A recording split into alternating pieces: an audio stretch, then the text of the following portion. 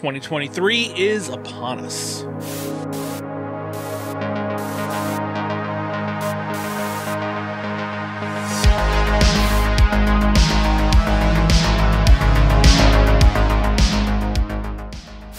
Hey Tubi friends, it's Brad, and I'm back with the first Tubi Tuesday recap video of 2023. For those that don't know what Tubi Tuesday is, this is a video that I put out on the last Tuesday of the month, and I highlight and lowlight my watches from Tubi this past month. So overall, in January, I watched 27 films on Tubi. I will be giving my top and bottom 5 for the month. All right, let's get into it. As always, I like to start at the bottom and work my way up. So I'm going to give the bottom 5 films I watched on Tubi. And I'm going to make this disclaimer. I don't absolutely hate anything that I watch. I do find enjoyment in a lot of the stuff. They're just the bottom movies that they were just okay or so-so. So first on this list is a movie called They Crawl Beneath. This is from 2022. After an earthquake leaves Danny trapped and alone, his claustrophobic nightmare only gets worse when something truly horrifying emerges from the fissures underground. So this movie just felt like it wanted to kind of be a Tremors type of movie with the worms coming out of the ground, and mostly it was really dull and not a lot happened. There was a lot of this, obviously, claustrophobia, and this man was trapped in this garage, but it just didn't, the pacing, it just didn't go anywhere. And when we finally got a little bit of that, it kind of came quick and then left, and we were like, So overall, I didn't completely enjoy this movie. It had a few moments that I enjoyed, but not enough to give it a full recommend. So next on the list is called Return to Sender. This is from 2015. It stars Rosamund Pike. A nurse living in a small town goes on a blind date with a man who is not the person he says he is. So this movie is a bit of a hard watch. I love Rosamund Pike. She's an actress that I truly love watching. I think she's great. Now, the beginning of this, there is a rape scene. It is a hard scene to watch. And then the rest of the film, it is her taking revenge against this man. And a lot of that setup takes a while. And I feel like Rosamund Pike's character, seems very similar to the same character she is in Gone Girl, and she's the best part of the movie. The actor who plays the man who raped her was not that great, and the movie is a very, very much a slow burn. Like I said, I loved it for her, but the movie itself was just okay. All right, next on the list is Puppet Master: Axis Termination from 2017. Now, this is the 11th movie in the Puppet Master franchise. And if you don't know what the Puppet Master franchise is, there is a man, Andre Toulon, who created puppets back in the 40s and against the Nazis. Like these puppets fight against the Nazis in a lot of these movies. And there is a whole lot of, every movie has even more backstory and setup to the Andre Toulon, legacy. And by the time we're now at 11. I recently just did a watch through of the series. I'd only seen half the series, so half of it was a rewatch, the other half was all new. And I just finished up all of them. And this was one of the weaker ones of the group. Like I said, it's the 11th film in the franchise. Not to say that 11 movies in, it can't be good, because Full Moon Features has started these kind of like one-offs. Like they did a movie about Blade the puppet. They did one about Dr. Death the puppet, which the Dr. Death one is really good. I highly recommend checking that one out. but this one fell flat. If you're going to watch through the series, I mean, you're going to watch through this, so you're going to check it out. So the next one was part of our Tubi Tuesday theme. You just follow me online at Tubi Tuesday. Every week on Tuesday, we do a theme. So one of your films, make it on whatever the theme is for the week of your Tubi watches. And we did an Amityville theme. And if you just search Amityville on Tubi, there are a lot of Amityville films. And Amityville in space, I thought, what the heck, let's give it a go. The ultimate battle against the Amityville curse begins after the infamous murder house is exorcised from Earth and reappears in outer space. So this is extremely low budget.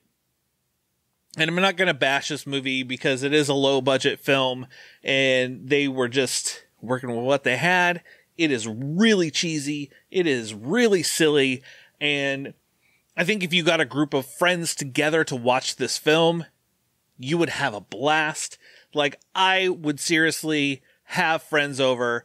We'd have some drinks and put this one on and just have fun. But so I can only kind of give it a recommend. Otherwise, it's at the bottom because it just wasn't overall super enjoyable just for me watching alone. With a group, it probably would have been fun. But you could tell that it was something that was kind of filmed in, a friend's house in their basement because they're just curtains and stuff blocking off, kind of making the spaceship seem like this command center area. And like I said, low budget, cheesy. Can't recommend to watch alone, but can recommend to watch with a group of friends. All right, the bottom one on the list is called Hunter's Moon. It is from 2020. A sheriff makes a strange discovery when he gets called to an orchard where 3 teenage sisters have been attacked by a band of young delinquents. Now, this movie stars Thomas Jane, and it's a werewolf film that is kind of lacking in the werewolves. So that's kind of how it reached the bottom, because it is just a slow film that doesn't give you much werewolf, and it tries to give you a twist at the end that you can kind of figure out partway through the film, and by the time you get there, you're like, okay, cool. So this was the most disappointing of all my watches this week because I was excited to see it.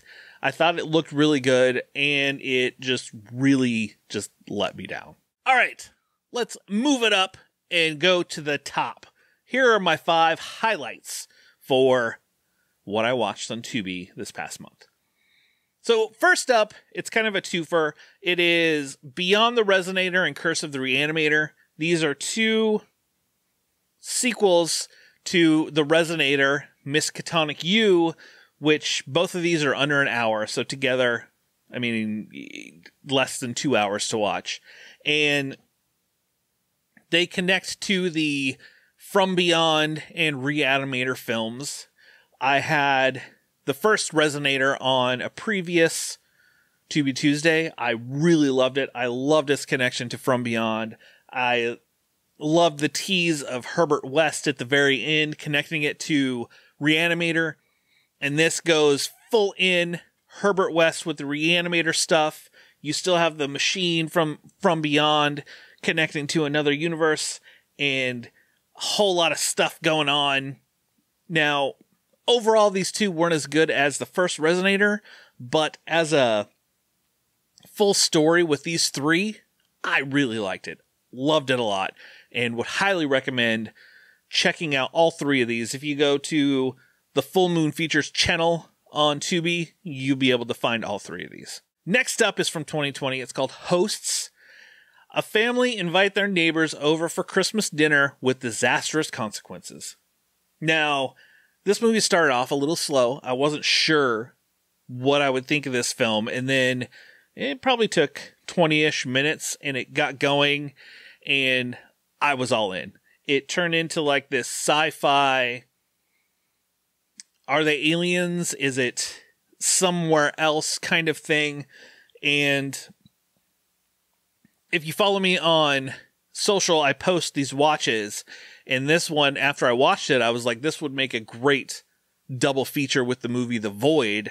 I felt like they connected together very well, and I really liked it. Yeah, I ultimately came out going, I love this film and would recommend checking out Hosts. So next on the list is actually from the same directors as Hosts. It's from 2022, and it's called Feed Me. Following the death of his wife, a broken man spirals into an abyss of night tremors and depression to find himself in the home of a deranged cannibal who convinces him to take his own life in the most horrific way imaginable. Now, this way is he starts eating this man a piece at a time.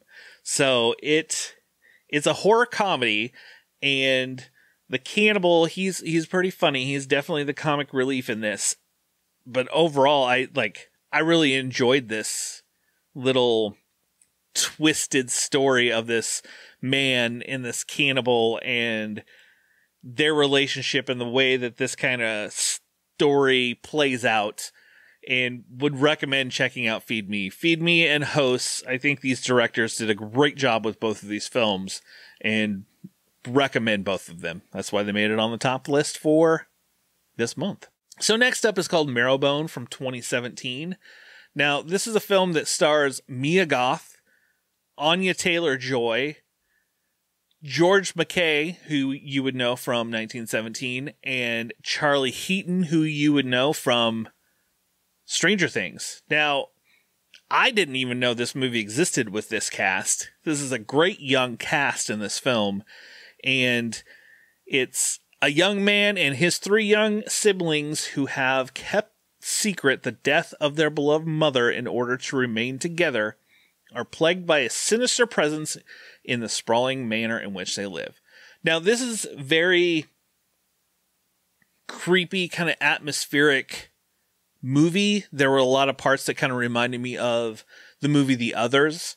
There is a little twist that you'll probably figure out partway through the movie, but when the twist happens, you know, I don't hate that I already like, oh, okay, yeah, I saw that coming, but it was still a very good movie with a great young cast, and it's a film I would definitely recommend checking out, Marrowbone.